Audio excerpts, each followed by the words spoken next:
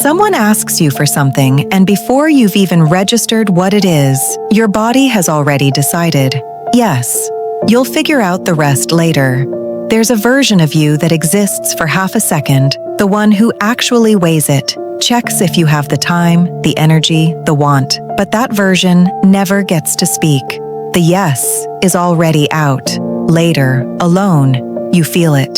The tightness in your chest, the quiet resentment you don't say out loud, the exhaustion of a day that was never really yours to give away. You tell yourself you're just being kind, generous, easy to be around.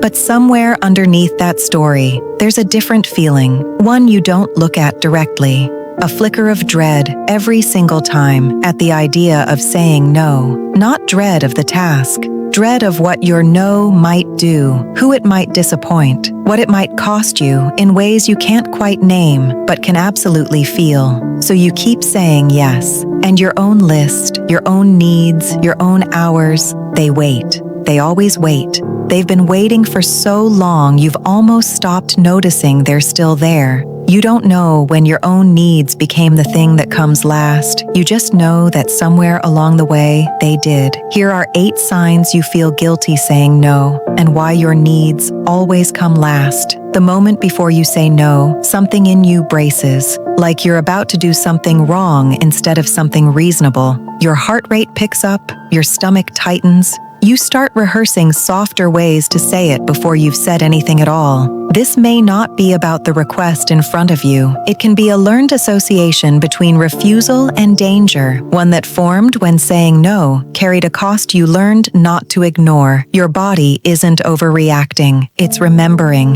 The yes leaves your mouth, and almost instantly, a second voice starts scrambling. How do I get out of this? Maybe I can reschedule. Maybe it won't actually happen. You agreed before you consulted yourself, so now you're negotiating with a decision you never actually got to make.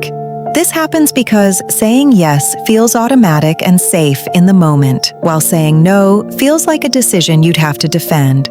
So you buy time by agreeing first and hoping to unwind it later, quietly. Without anyone noticing, you never wanted to say yes in the first place. A simple "I can't" turns into a 3-part explanation. You're tired, you have a lot going on, you promise you'd normally say yes. You feel bad even bringing it up.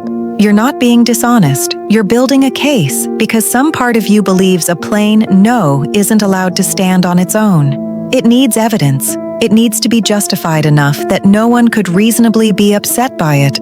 But a no that requires a defense was never really allowed to be a no. It was a request for permission, wearing a refusal's clothes. If they seem let down, even for a second, you feel it like it's yours to fix. Their disappointment lands in your body before you've even processed your own decision. You're not just managing your own feelings about saying no, you're managing theirs too, as if their reaction is a problem you created and now have to solve.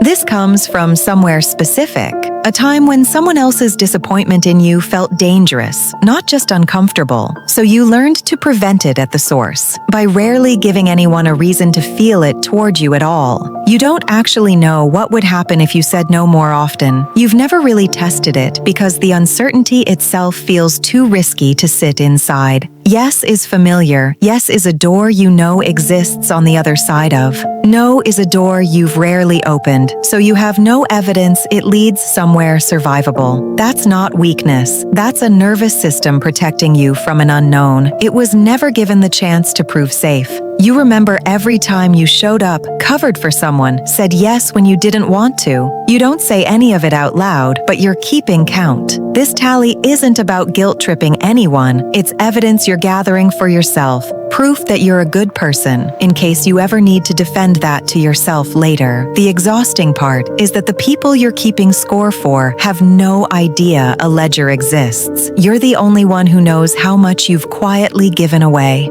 Even the small ones, what you'd actually like for dinner, whether you're too tired for the plan. You swallow them before they become someone else's problem to accommodate.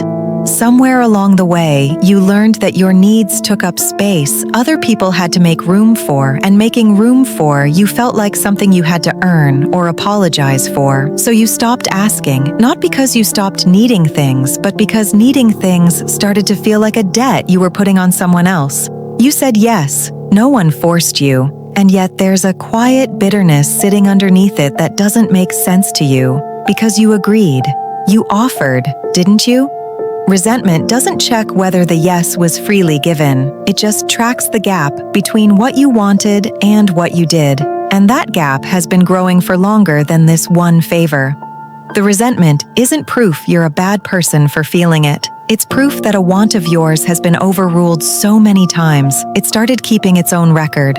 None of this means you're a pushover or that you don't know how to have boundaries. It means somewhere along the way, your no got tangled up with danger, and your mind decided the safest move was to make yourself as easy, as accommodating, as low cost as possible. That decision protected you once. But when your life is repeatedly shaped around other people's comfort, your own needs eventually disappear from the picture. You were never actually required to earn the right to have needs of your own. But there's a version of this that shows up even when no one's asking you for anything at all. The quiet spiral that starts the moment someone you care about goes quiet and takes too long to reply. That's next.